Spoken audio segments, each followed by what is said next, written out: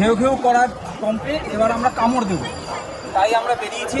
আর এটাও বুঝেছি যে এই সরকারের কাছ থেকে ছিনিয়ে না নিলে পরে আমাদের কোনো কিছু জিনিস, আমাদের অধিকার আদায় হবে না।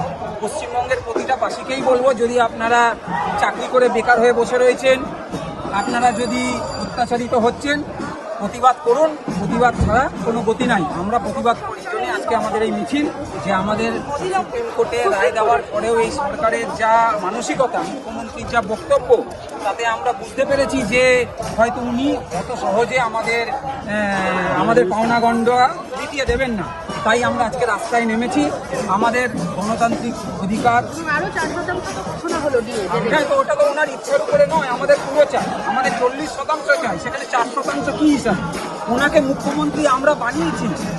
যখন ওনার উপরে যে কোনো সরকারি কর্মচারীর উপরে লেখা থাকে যে পাবলিক সার্ভেন্ট, উনিও সার্ভেন্ট, উনি মালিক নয়। উনি ভুলে গেছেন যে উনি যে আচরণটা করছে, উনি মালিকের আচরণ করছে, উনি মালিক নয়।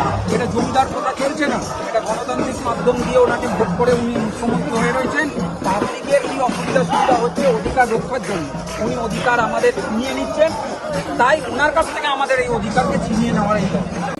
বাংলা হান্টের আরো খবর দেখতে নজর রাখুন। বাংলা খবর মানেই বাংলা হান্ট।